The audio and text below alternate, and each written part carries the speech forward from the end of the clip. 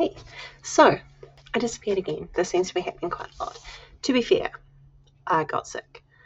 I was planning to finish working on the edits and all that for In the Spirit, which I did, and then get some other stuff done before I took a break, starting on my birthday and the launch date, the 13th of December, which was last week. Except that on like the third to last week of school, my youngest got sick with COVID, and then it wasn't long before I got sick with COVID, and then my husband and middle child got sick with COVID, and then finally, when everyone else was just about better, my eldest got sick with COVID. So we had almost 3 weeks of COVID, and it knocked me on my ass pretty well. So I got a head start on my break.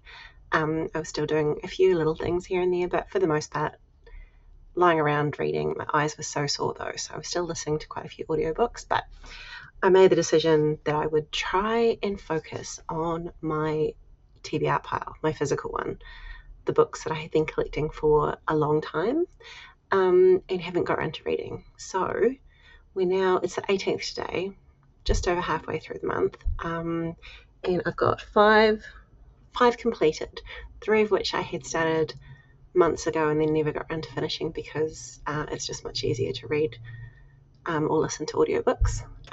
But I was like, I'm going to prioritize these. I had decided already that I wanted to get them off my list before the end of the year, and so I got on with it. First up, the first book I finished was Do Nothing by Celeste Headley. I wrote a review of this over on my Chronically Burnt Out blog. It was a lot more historical, evolutionary kind of stuff than I thought it would be, but it was really good, well worth reading, and it's so interesting to take a look at technology and the way life has evolved, but we physiologically haven't evolved. So anyway, it was well worth reading, and I thoroughly enjoyed it. It was great. Second up, I finished The Cloisters, which I bought actually for my birthday last year, I think. I started reading this back in July, I think it was. It was my second, what I call my bath books, where I only read them in the bath, but it got warmer and it got lighter. Daylight savings happened, and it just felt weird having a bath in the daylight. So I stopped having baths, and then I had to didn't really have a solution for how I was going to solve that one. It might be that I read lying on my bench on the deck. That might be the new one. Anyway, The Cloisters made me want to build in my front courtyard into some cloisters.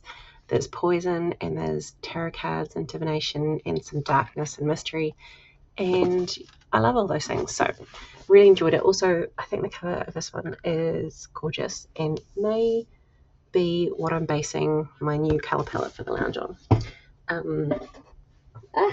This is really cluttered. I've got to fix it. Third book that I finished was Set Boundaries, Find Peace. Life-changing, literally. I'm terrible with boundaries, and I always put everyone ahead of myself, and it really slapped hard. So not easy reading by any means, but well worth it. I still have a lot to learn and a lot to work on for implementing things, especially things that help me to be a healthier person, by not giving everything away to other people. So yeah, work in progress, but definitely what I would consider a life-changing book for me. The fourth book I read was Woman in Love, which is letters from written by Catherine Mansfield, who is one of New Zealand's famous female authors. And I have not read much of her stuff, but this was delightfully queer. I had no idea, and yeah, so funny. So beautiful, made me really long for days. Not that I ever lived in times when we all wrote flowery, beautiful letters to each other, but I think that's part of what I love about historical works of fiction when I do read them. Usually they're gothic ones that I read, because because of just the way that I prefer things. But yeah, it made me kind of like want to write beautiful, purple, prosy, delicious, descriptive things.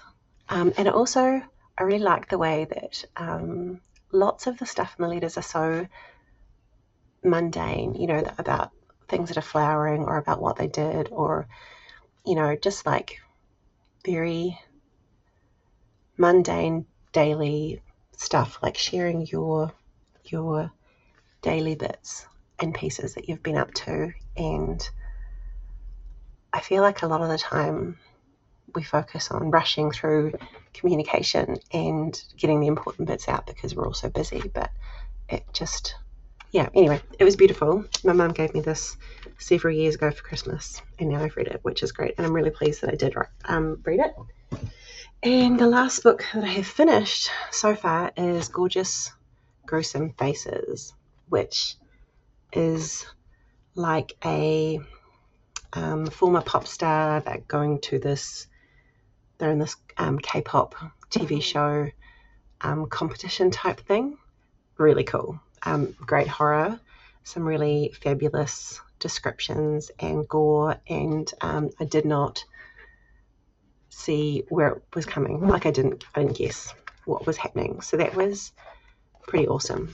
This is told in dual timelines. So from back when she was in the original pop group, and then from now when she's in this competition.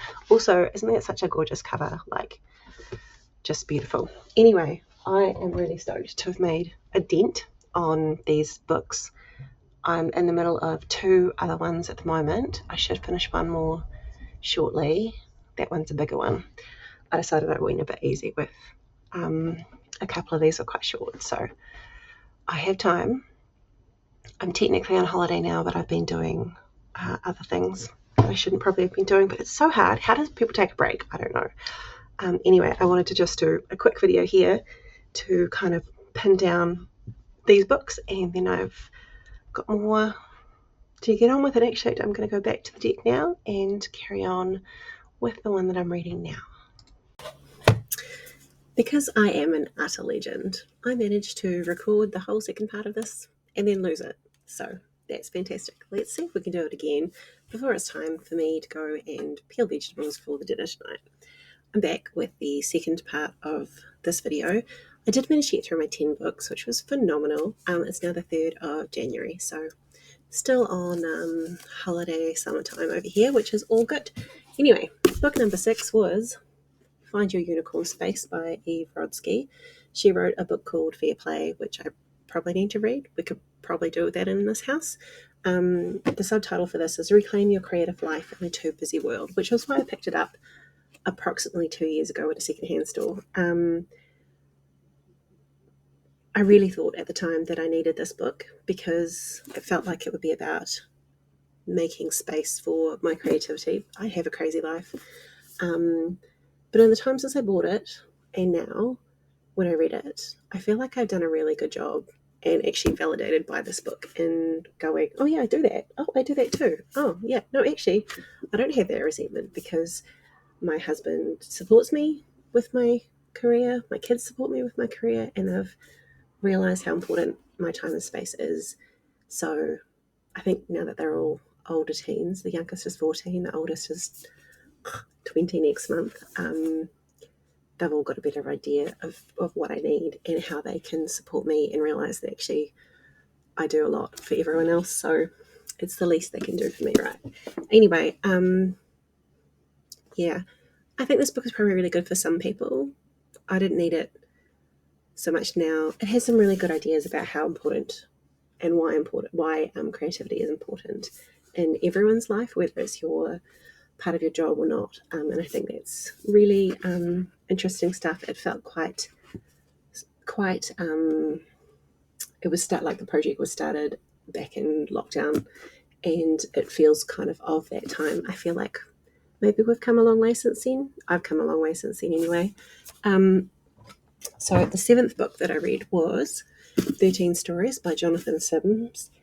He is the Magnus Archives dude. lots of people tell me I should listen to it. I've listened to some episodes. It is good. I tend to be more a podcast, not audiobook girl than a podcast girl. So I feel like one day I will listen, but there are always new audiobooks coming out on my holds list that that I have to listen to within the amount of time before I have to return them to the library. So yeah, I think that I think that lots of people have kind of said that his his short story kind of telling is maybe better than a novel, but I really like the way that each chapter is kind of like dedicated to a different character in a different apartment who's dealing with a different thing in this building, which is all kinds of cursed. And then it all kind of builds up to an overarching story. I feel like maybe the ending could have been done a little bit better, but it was still good. I picked this up secondhand again because a couple of writer friends raved about it. So I did really enjoy it. It was creepy as heck. And some really interesting characters. I think so, like any kind of collection, some stories I enjoyed more than others, and I think that's pretty common for most of those kind of books. The third book I picked up, I started to freak out about timing, and I really wanted to get to that 10 number, arbitrary numbers. This is Tales from the Hinterland, by Melissa Albert. I read her Hazelwood, the Night Country duology, and loved it. And this is very fairy tale oriented, and in those two books, there's this book. This is like the collection of all the kind of fairy tales that some of the characters from that series are based on. So I love it when you get that kind of crossover, and it was a really cool idea to have a book of fairy tales based on a book of fairy tales that shows up as a book and fairy tales in the series, and each one has like a little image for the different ones. Again, really liked some of them. Others of them were less successful for me, but well worth reading. I love her writing style. I really rate that series. The ninth book I read in December was How to Get a Girlfriend When You're a Terrifying Monster. This is by Marie Cardno, who is a friend of mine. It's so fun. It's this really fun sapphic monster romance. Well worth checking out if you've ever wondered what it'd be like for part of the all-devouring endless to discover a sense of become its own individual person and fall in love. So yeah, it was really lovely, and now obviously have to pick up the next two because it was really good. The last book I read was Wilder Girls by Rory Power. I have another one of hers on my shelf, but I didn't realize it was by the same author. I was going to read that one, and then I realized it was the same person. I thought I'll start with this one because it's earlier in her writing career, and then go to the next one, because sometimes you notice when you go backwards how an author has grown.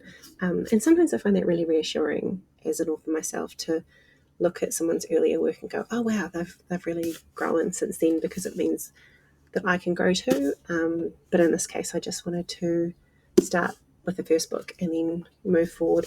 This is one of the books I bought for kind of like research reading for my next solo project, or like my play project for the year, which I'll talk about more in another video. Because it was set on an island at an all-girls school, and they're isolated and there's creepy shit happening. So it's a young adult horror. It's far more sci-fi than I realised it was, based on what I'd heard about it.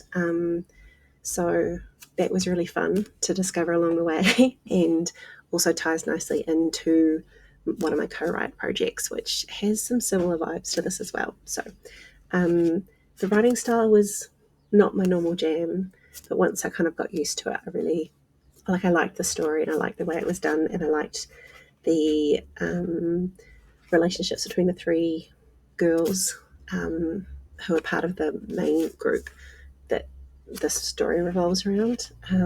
It was good. The ending was a little bit abrupt in that it reads like it has a sequel, but there's no sequel at this point in time, and I've looked online and haven't seen anything about a sequel, so we'll just have to wait and see there.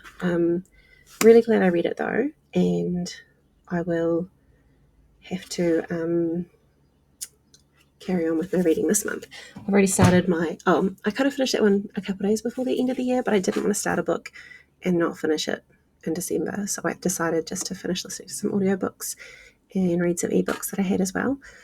I'm going to do the same again this month. I'm probably only going to get 6 or 7, maybe. It's still summer. The heat really screws me over because of my chronic illnesses. So I am very tired and struggling a bit more with energy levels and stuff like that, brain fog.